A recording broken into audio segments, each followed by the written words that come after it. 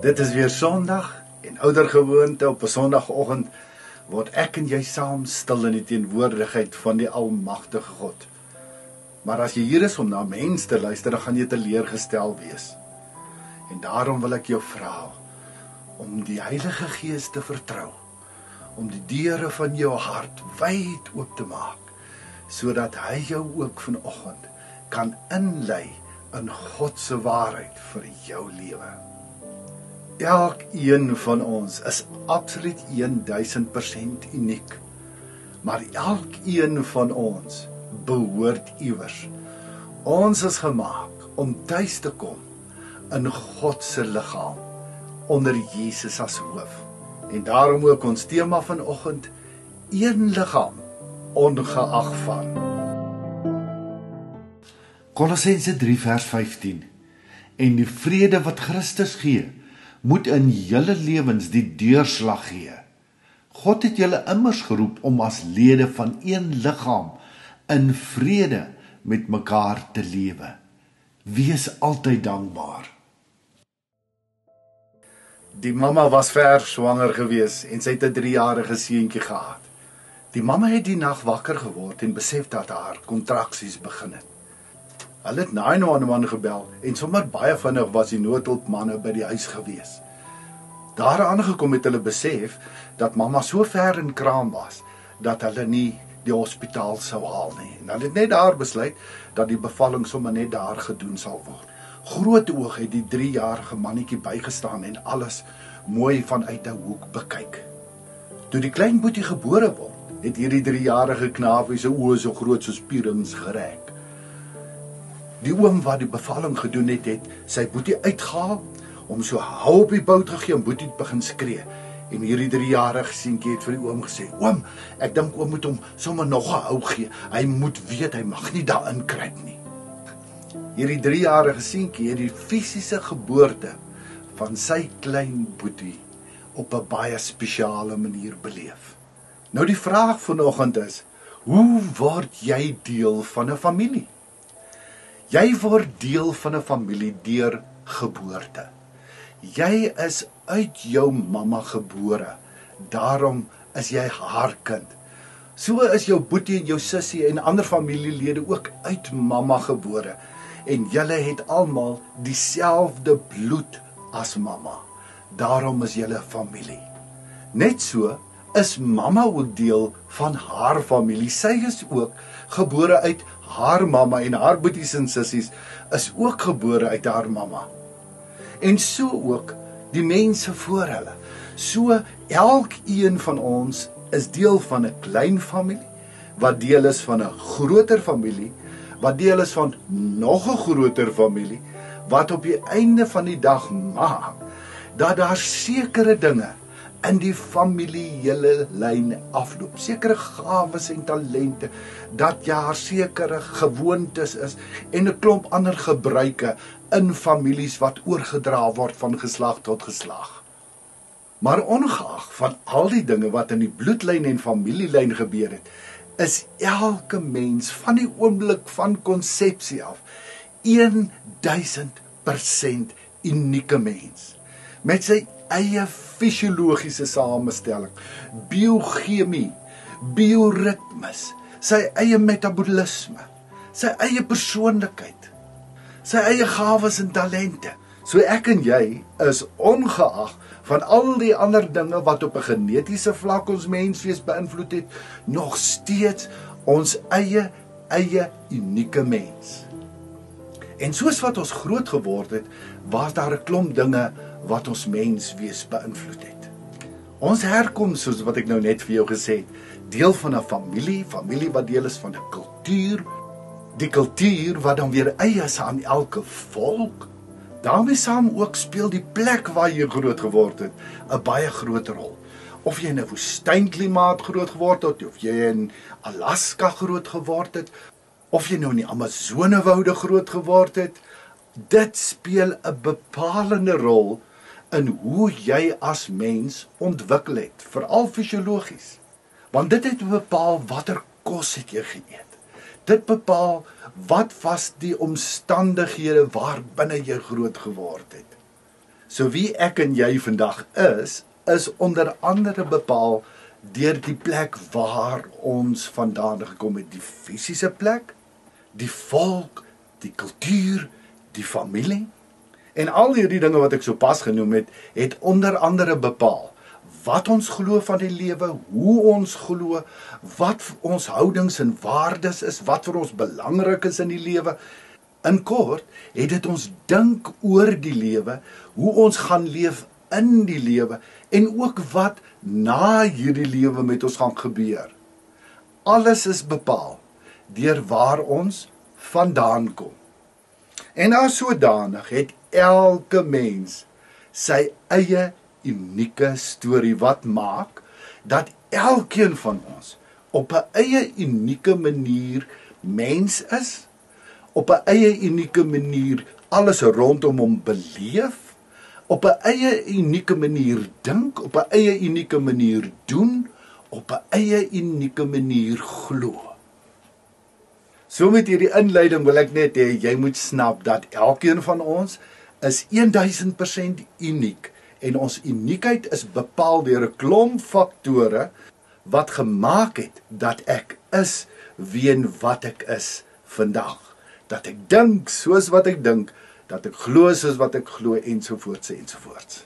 Net so was Nikodemus ook sy eie unieke mens. Hy was iemand wat geleerd was, iemand wat die skrifte bestudeer het. Maar ongeag van al sy kennis, ongeag van die plek waar hy vandaan kom, was daar hierdie soeke hier binne, soos wat ek altyd vir jou sê, a hole in your soul. Daai soeke na meer. En hy kom eendag na Jesus toe, sodat ander mense nie moet kan sien, hy praat met Jesus nie. En hy vra vir Jesus, Rabbi, nou, wat moet 'n mens doen om U te volg? En Jesus sê vir hom, Nikodemus, jy moet weergebore word. En Nikodemus verstaan dit nie. Hy sê vir Jesus, maar moet ek nou as 'n ou man weer teruggaan in my moeder se lyf en dan weergebore word? Dit kan mos nie. En dan sê Jesus vir hom dat wedergeboorte iets te doen het met wat binnekant in jou hart gebeur. So dit is iets wat binne jou gebeur, wat jou kyk, jou beleef, jou verstaan van alles buite jou, radikaal kom verander. Dit is om letterlik deel te word van dit waarvan Jesus gepraat het, sy familie, sy koninkryk, wat nou 'n werklikheid geword het. Iemand het dit so mooi gesê, en hy het gesê, weet jy dat Jesus se koninkryk deur geboortepyne 'n werklikheid geword het. Kom ons dink gou terug aan die voorbeeld wat ek genoem het reg aan die begin van die mamma wat gekraam het. In Getsemane het Jesus alreeds die kontraksies begin voel. Die seer van iets wat moet gebeur, wat so groot was, dat hy gevra het, Vader, kan hierdie beker nie maar liewer verbygaan nie. Maar tog het hy geweet, dat alleenlik in die doen van dit wat sy Vader wil, ek en jy ook vandag kind van God kan word. Ons ook wederbaar kan word. En tot en met Jesus se kruisiging het hy die heeltyd vertel van sy koninkryk het naby gekom, en dit is nou die tyd, en toe sterf hy aan 'n kruis. En die oomblik toe hy sê, dit is volbring, toe is dit asof sy nuwe koninkryk gebore is. 'n Nuwe familie, wat uit hom gebore is. 'n Familie waarbinne hy vir ons 'n nuwe Papa Vader kom gee het. 'n Familie waarvan hy die hoof van die familie is, en alle mense deel van sy liggaam is. So alle mense, ongeag van waar jy kom, Jood, Griek, slaaf, vryman, Rus, Fransman, Duitser, alle mense op aarde is nou deel van God se familie. Want Jesus het mos alles wat skeiding maak, weggevat. So hy het ons in 'n nuwe verhouding ingelei met God ons Vader. Maar nou sal jy vir my sê, kyk hoe lyk ons wêreld, kyk hoe lyk alles rondom ons, dit is 'n gemors. Hoe kan ons almal dan nou die liggaam van Christus wees? En dit is nou juist waarna Jesus verwys as hy sê, Nikodemus, jy moet weer gebore word. Dit beteken, jy moet weer in totale afhanklikheid begin leef, vanuit die een wat die hoof is. Soos wat die baba in totale afhanklikheid van sy mamma leef. Kom ek wys gou vir jou iets.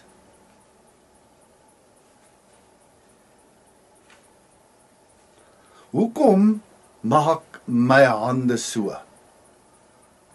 Want my kop sê vir my, maak met jou hande so. Maar veronderstel nou, my hande besluit, hulle maak maar soos wat hulle wil en hulle doen soos wat hulle wil. Want die koneksie tussen die kop en my hande is nie wat dit moet wees nie. En my hande wil self besluit wat hulle wil doen. Dan lyk ek nie lekker vars nie. En as ek so in die openbaar gaan rondloop, dan gaan mense dink daar's groot fout met my. Is dit nie hoekom die liggaam van Christus vandag lyk soos wat hy lyk nie? Hoekom ons wêreld lyk soos wat hy lyk nie? Want elkeen van ons wat nou deel is van die liggaam wil sy eie ding doen. Ons luister vir ander mense en ons luister vir mense rondom ons. Ons luister vir ons kerk en vir allerlei ander dinge en ons doen soos wat hulle vir ons sê. En as ek nie van iets hou wat jy vir my sê nie, dan doen ek my eie ding en ek maak my eie maak. En die hartseer is, op die einde van die dag maak ons van die liggaam van Christus 'n bespotting. En ek het dit al 'n paar keer gebruik, die mooiste beskrywing van dit wat moet binne gebeur, is die wurm, is 'n ou bestaan, wat dan oorgaan, in 'n sterf aan homself, in die papie, in die kokon, en dan die uitkom van 'n skoenlapper, in 'n nuwe lewe. En die belangrikste deel is nie net die wedergeboorte, om Jesus te aanvaar, en dan onder sy gesag in gehoorsaamheid te begin lewe nie. Dit is die een deel. Die belangrikste deel is nou vir 'n baba om te groei in volwassenheid in. En net so geestelik is dit ook die heel belangrikste fase, die heiligmakingsfase. Daardie fase van ek moet groei in Jesus se karakter, in afhanklikheid gehoorsaam aan die hoof, aan Jesus my hoof, onder leiding van sy gees wat my al die pad begelei. En hoe doen ons dit? Heel eerste ding wat 'n baba doen, hy begin net waarneem.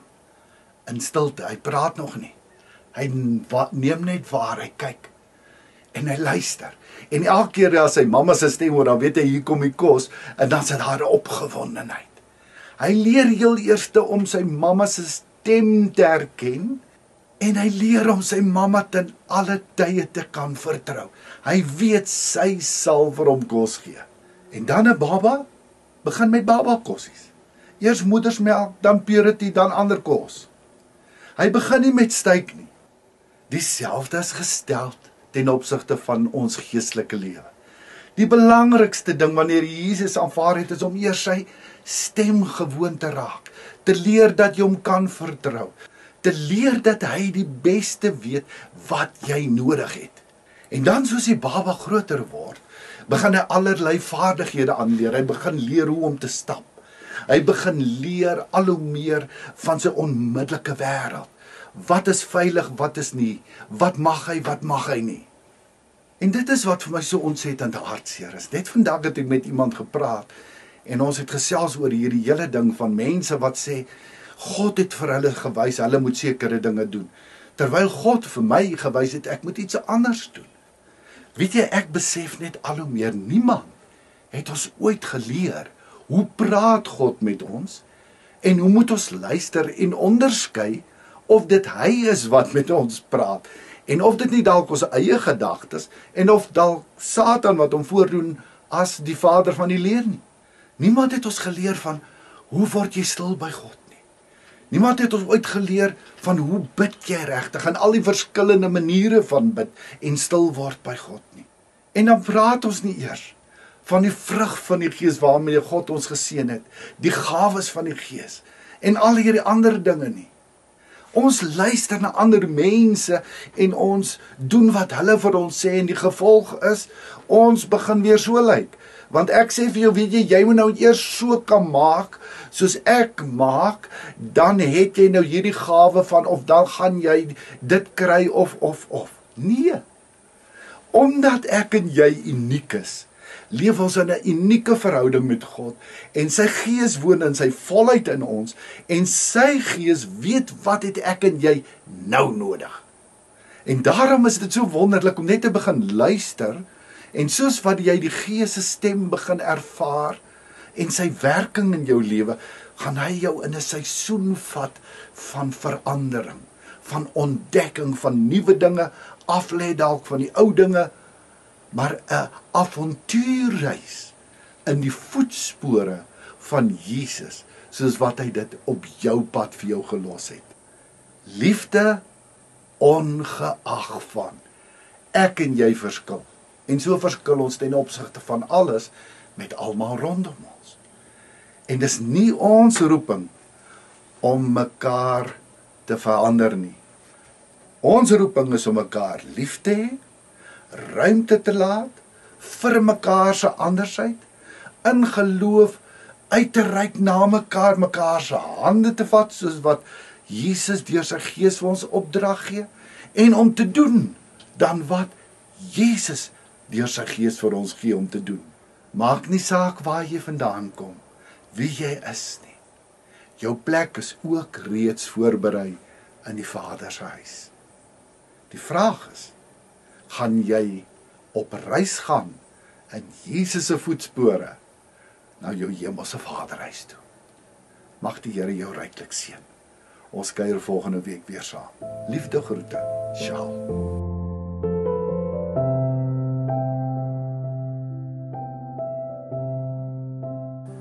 Hemelvader, baie dankie dat ek vandag kan weet dat ek 1000% unieke mens is. En dat u genade my laat word het wat ek is vandag.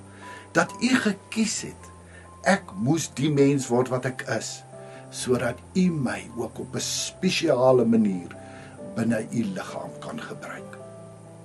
Ek wil ook vanoggend vir u sê, hier is ek, Here.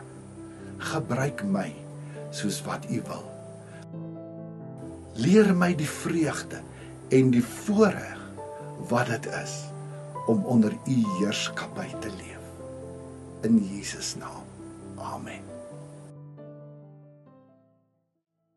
Indien jy sou belangstel om elke dag 'n dagstukkie van Lewelig te ontvang op WhatsApp, kan jy net jou naam en jou nommer stuur na die volgende nommer: 08282164333. Indien jy op Telegram wil inskakel, kan jy net 'n soek doen vir die Lewelig kanaal en dan kan jy dit daar ook ontvang. Jy is ook meer as welkom om ons YouTube kanaal te besoek. Doen net 'n soek onder Shaal Botha Lewelig. Ons het ook 'n Facebook bladsy, so tik net Lewelig in en dan kan jy gerus ook ons Facebook bladsy besoek en al die dagstukkies en video's daar ook sien.